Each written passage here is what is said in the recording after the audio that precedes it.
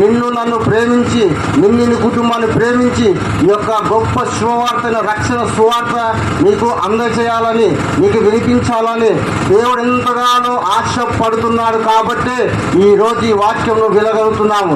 రేపు ఏది సంభవించిందో ఎవరికి తెలియదు.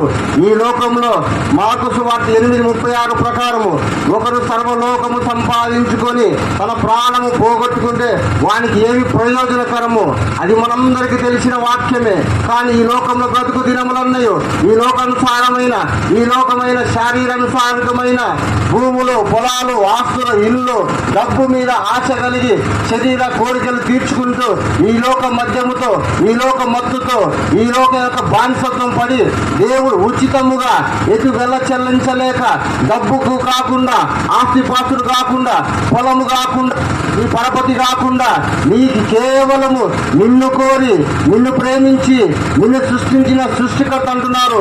ఈ లోకమంతా ఒకనొక దినము సమయమున కాలం గతించిపోతుంది. అప్పుడు నీ ఆత్మ ఒక్కటే ఉంటది.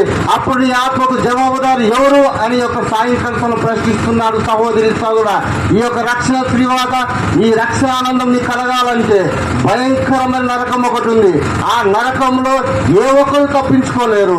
సులభంగా చిక్కులు పట్టి ఈ లోకంలో మార్గాలు పాపానికి దాసమవుతూ పాపంలో నివసించడానికి పాపపు ఆలోచనలు, పాపపు క్రియలు యవ్వన కాలం ముందే చిన్న వయసులో ఈ భయంకరమైన సోషల్ మీడియా ద్వారా, నెట్వర్క్ ద్వారా, ఫోన్ పరికరాల ద్వారా, ల్యాప్టాప్ ద్వారా అనేక రీతిలుగా పాపాన్ని ప్రేమిస్తూ రహస్య పాపం కలిగి రహస్య జీవితాలు కలిగి హృదయాన్ని చెరుపుకొని శక్తిని బలాన్ని నిర్వినియోగం చేసుకొని ఎంతో భయంకరమైన పాపం అనుభవిస్తున్న ప్రతి ఒక్కరికి దేవుడు అంటున్న మాట ఏంటంటే ఈ లోకంలో రక్షణ లేదు, నీకు నాకు రక్షణ లేదు.